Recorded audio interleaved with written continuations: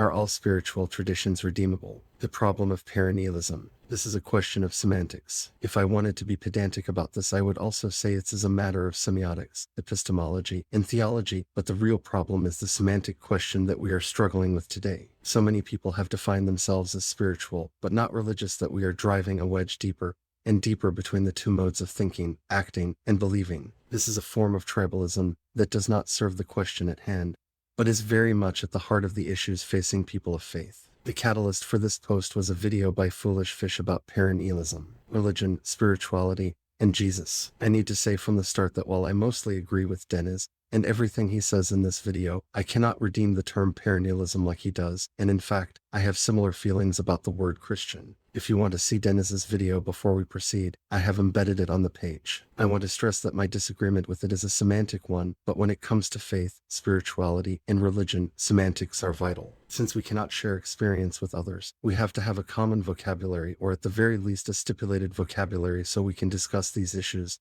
and experiences. I want to enter into conversation with Denis Poisson because I respect his position, but I do not feel as comfortable with the term perennialism as he does. Part of this is because I prefer the term deep ecumenism from my own creation spirituality practice, and because I fear that associating with perennialism might lead people into the darker sides of that movement. I have chosen to use Denis's name rather than the channel name because I fear that the word foolish and foolish fish might distract from the points I want to make and might unfairly bias my readers. I have nothing but respect for Denis and his work, and I want to be as fair as I can be. Denis mentions the discussion between Dr. Justin Sledge from Esoterica and Dr. Dan Atrell from The Modern Hermeticist. They discuss the dark side of perennialism. I will not rehash all, or even most of the points brought up for or against perennialism from any of these 3 videos, and I would encourage you to watch the videos if you want to dig deeper into these issues. The problem of labels. It is possible to identify with and use a label without accepting, redeeming, or apologizing for the harm done by people who have used that label.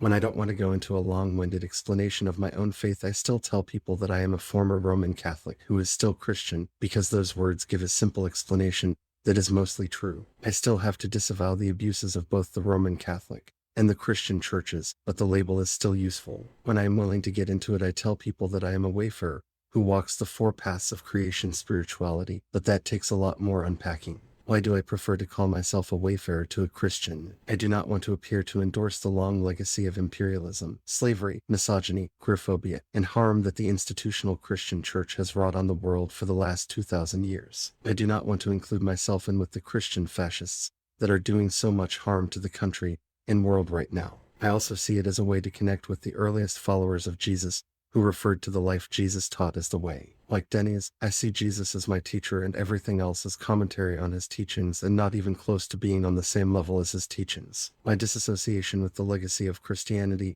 is not a rejection of my faith, or people who still call themselves Christians despite all the baggage that comes with it. I don't see the word Christian as redeemable. It is soaked in too much blood and wrongdoing, and I would rather do the work Jesus called us to do than fight to redeem a word that has betrayed its own meaning. Is perennialism redeemable? For me, no. Perennialism has a colonizing tendency baked into it by so many of its early and even recent proponents that I don't see a way to redeem it. While it is true that it does not have the bloodstained legacy that Christianity does, it also doesn't have the reputation for colonizing other people's faiths that I feel it deserves. I do not want to associate with it out of concern of accidentally promoting those aspects of it to people who might adopt it unaware of its darker history. Like with Christianity, my condemnation of perennialism is not a condemnation of everyone who finds meaning in it. I used to identify as a perennialist and resonate with all of the arguments Denis makes for it. If he wants to call himself a perennialist, more power to him. This is more of an argument for why I can't than why he shouldn't. The biggest problem that I have with the perennialist approach to spirituality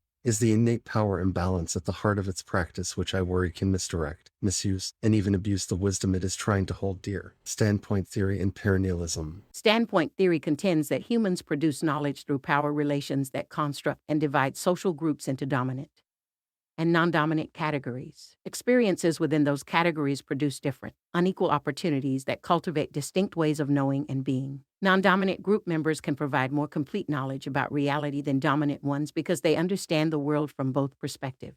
Brenda J. Allen. Perennialism is a dominant group harvesting wisdom from a non-dominant one for its own use, and purposes. Whether they are approaching the non-dominant from a European school of philosophy, theosophy, mystagogy, or another religious framework, they are not coming from an indigenous or traditional point of view. In such a mode, misunderstandings, misappropriations, and outright appropriation are not only likely, but to be expected. In interacting with any faith that is not our own, this sort of dominant, non-dominant framework comes into play, and must be acknowledged as a warning sign on the path. In deep ecumenism, we listen to and learn from those who actually live the faith and practice. We approach and pay special attention to their mode of understanding, and always defer to the understanding of those we are in conversation with, since we are visiting their faith tradition and not superimposing our own. In my own practice of Kabbalah, I root my practice in the Western esoteric practice of the tradition that has grown up over the centuries. While I do pay attention to Jewish practitioners of Kabbalah, since my practice has roots in theirs, but like many others, I make attributions clear through the spelling conventions that have grown up within the tradition. I know that my practice is not the same as the Hasidim or other Jewish Kabbalists, and any wisdom I glean from them must be carefully collected and translated into the Kabbalistic tradition I do practice. The important part of this process is to strive to understand their perspective, and not to misrepresent my understanding or practice for theirs. Like I said, this is a semantic problem. In any interfaith or interspiritual practice, it is important to bring to mind the barriers that make it more difficult for us to understand or accept the wisdom of others. I was raised as a white, male, conservative, Christian, capitalist, American. While I am not, and never have been male, these frameworks of understanding were embedded into my mind since birth, and it can be difficult to see those biases that form the bedrock of so many of our worldviews. As a non-binary person, I see both the dominant and non-dominant perspectives. As a leftist, I have not forgotten the conservative framings of my youth. The same is true for my socialist, capitalist, Celtic, white, wafer, Christian frames. I do not have this with many other faiths. I did practice Buddhism for a time, and once contemplated converting to Judaism. This does mean that I have a better understanding of Buddhism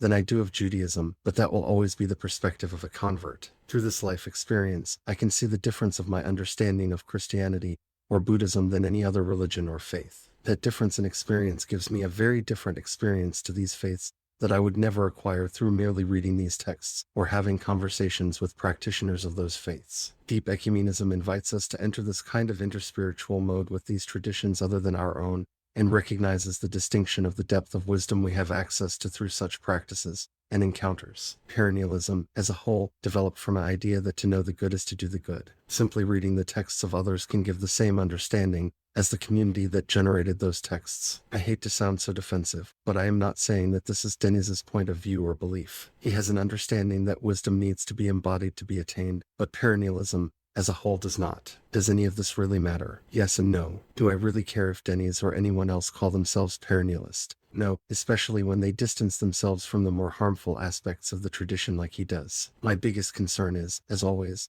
that we do not accidentally point people in a direction that will do harm rather than good. I no longer call myself a perennialist for that reason, and will continue to try to persuade people to do the same thing. The challenge Jesus made. When you pray, you shall not be as the hypocrites, for they love to stand and pray in the synagogues and in the corners of the streets, that they may be seen by men. Most certainly, I tell you, they have received their reward. But you, when you pray, enter into your inner room, and having shut your door, pray to your Father who is in secret, and your Father who sees in secret will reward you openly. In praying, don't use vain repetitions as the Gentiles do, for they think that they will be heard for their much speaking. Therefore don't be like them, for your Father knows what things you need before you ask Him. Matthew 6, verses 5 through 8. In the end, I want to encourage you like Denis did to take Jesus up on his challenge. When we connect to Spirit in the quiet places within us, we have access to so much wisdom and strength. Remember always, the one who sees in secret rewards openly what we seek in secret. Those who talk so much about their prayers and rituals receive the acclaim of their audience, and that is all. Enter your secret place and pray. O taste and see that Hashem is good. Blessed is the one who takes refuge in him. Psalm 34, 8.